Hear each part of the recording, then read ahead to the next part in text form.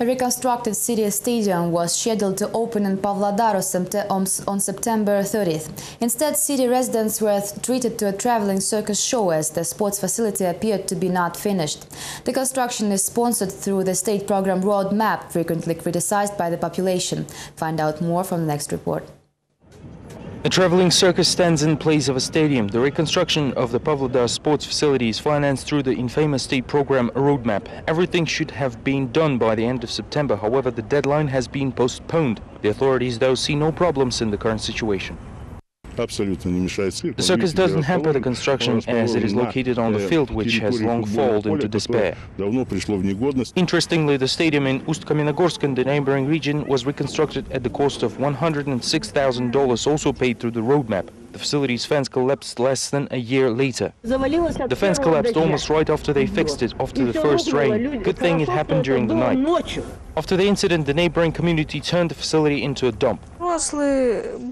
This used to be a good place, but the adults were not very careful and broke many things.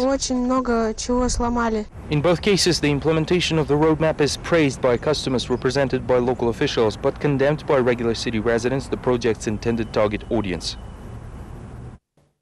Money for scientists. The World Bank will grant almost $13.5 million for a project to commercialize Kazakh technologies and make domestic innovations commercially viable.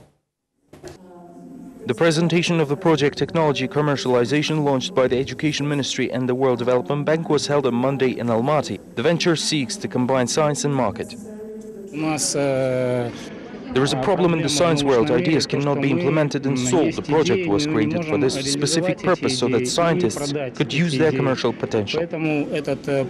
Specialists will be divided into groups based on merits, and the worthiest of them will receive grants as early as next year.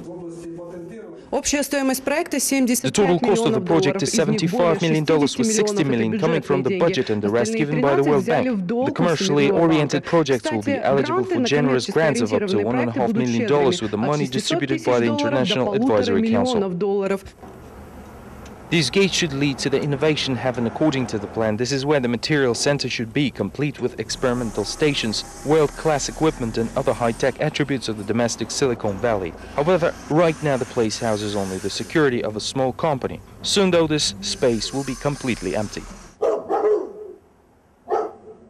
At the same time, experts doubt the effectiveness of the project even despite its scale. For instance, they point out the gaps in the rules of the competition and forecast that this will become one huge problem. This will create some small tensions. Usually, if institute employees are getting big grants by passing the director, it creates a certain conflict among the staff, which is not likely to turn positively for the grant recipients.